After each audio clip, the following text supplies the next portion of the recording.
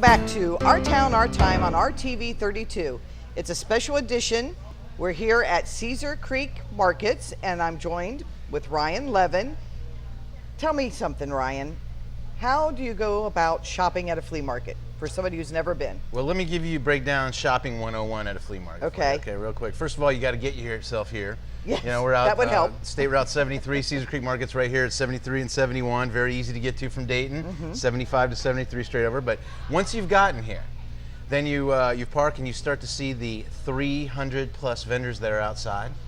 As we open each aisle consistently, you'll notice that there's approximately 60 booths per aisle opening up. So when the market is in its full regalia, we will have 8 full wings, air conditioned, open, thousands of customers and thousands of shoppers and vendors. Wow, that's great. What type of items can people find at the flea market? Well, just give me let me just start with, you can get it at Caesar Creek Markets. You can get anything at Caesar Creek Markets. We have A to Z, whether it's pets, pet supplies that go with the pets, candy, scratch and dent supplies, military surplus, tools, and scooters and mini bikes, and that's just in this aisle. Right. That's just in this aisle right here. So. And appliances and all of this stuff. Basically, that's right, folks. Some people have, for instance, scratch and dent over here. Got a simple scratch on it. Well, the H.H. Gregg doesn't want to sell it now because it's on the floor model. Sure. Well, these guys pick it up at a severe discount and then add a little bit of profit onto it and bring it to the market, a virtually new product for maybe as much as a third or more off. That's wonderful. So yeah, and basically, the market is all about savings. We really want people to come out here and find a bargain. Caesar Creek Market is the savings empire. So we want everybody to experience that every weekend. And when you come up to see something, you know, the idea is you don't necessarily, it's not Lazarus, you're not at Macy's, you're not paying that full ticket, you know what I mean? You're allowed to negotiate here. You're dealing with individuals. The price is not really the price in some cases. Well, sometimes it is, but you got to you got to make sure it is. You don't want to overpay. And how do you do that? Well, you know, I'd be like, oh, my friend, would you consider $40 for that? Or all right, my favorite one is, so you don't insult somebody, also would be like, you know, that's worth $40 to me. Now, you're not saying it's degrading somebody's stuff. You just say, to me, that's worth $40, and that's a good way to segue into a negotiation. So you haggle a little bit. You haggle a little bit. Yeah, that's part of the mystique of going to a flea market. it's an ancient art that is, I think, it's starting to die. We need to reliven it. You know. And how do you haggle? Do you start low and see what they come back with? Always start low, but you don't want to insult somebody. Okay. Okay. You know, I mean, this people may have made that or had that item in their family for a lot of years. So the last thing you want to do is insult somebody, because then that can close the deal right there. Right. You want to kind of be charming, come on in, tell people, you know, you don't love it. Oh, I got to live with it. I'll pay. Here's a blank check, sir. It's not right in, fill in the blank. No, you got to come in and just like, well, you got to play cool and like, oh, that's interesting. Would you maybe even walk away and come back? You know what I mean? Sometimes you got to play the angles a little bit, but nonetheless, you hang out here for a few weeks, you'll become a savvy shopper real quick. And savvy in haggling. Savvy in haggling, of course. So Ryan, tell me what you'll find at the flea market here at Caesars Creek. Wow. Okay, you got a few minutes? Yes. All right, we've got everything. We have new and used. A lot of the stuff inside, most of the stuff inside is new, like our tool vendor who has all the tools that you can imagine. He's got like 5,000 square foot of everything with power cords and power related and socket sets all across the board. Scratch and dent over here, appliances, everything. And they're new, they're just It's all brand new, it's scratching to a few scratches. Like I actually bought the refrigerator, put it in my garage. I had a scratch on the side. It's against the wall, you don't even see it. So it makes me feel smart when I save $1, you know what I mean?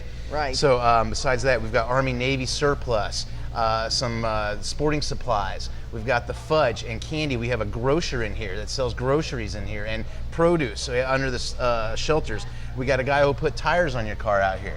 They'll actually put them on? Actually balance the tires and put them on your wheels and put it on your car.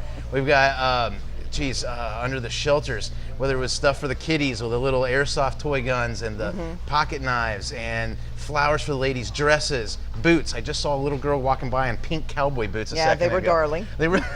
So I mean, I could go on for hours and hours about all the new stuff out here, and occasionally you get some of those great antiques too. You know, some of the pre-owned stuff. And that's the best thing about a flea market coming in. It's the treasure hunt.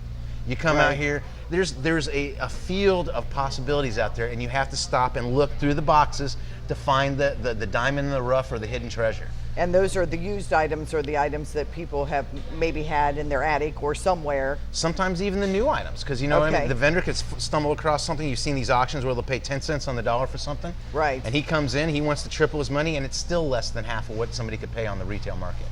And still get a great bargain.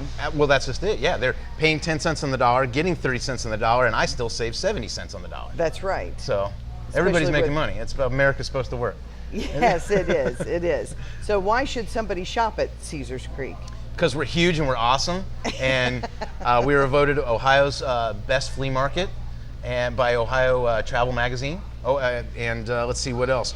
Because we are also one of Ohio's busiest business incubators. We have over like hundreds of individual business owners that come out here to make their way, make a few extra bucks, or make a living. And it's wonderful too. I see them bring their kids out here, and these younger kids get taught at a very young age how to make a buck. Entrepreneurs, and how to That's make right. a buck. And it's a dying art, how to make a buck today, you know? Well, sure. And with the economy, everybody needs to do what they have to do. Absolutely. Everybody would like to save money. Also, people would like to make money. So what a great venue you offer for people to do that. That's exactly right. The symbiosis of people coming to save a buck and people coming here also to sell things and make a buck. That's right. That is. As we've been doing that for over 33 years now here at Caesar Creek Markets. Wow, 33 years. That's right. My family bought it in '82, so we've owned it for 30. So this Okay. is our 30th anniversary. This year? Yes, it is. And then when do you expect the rest of the building to be up and running? Well, that's a great question. I'm happy to say, of course, we're in main and 1 right now. The air conditioning's going, everything's hopping, Yes, and it's people very are coming comfortable in. in here. It is. It really is. Thanks, Ryan. This is valuable information. Right now, we're going to take a look at the weather for the week ahead.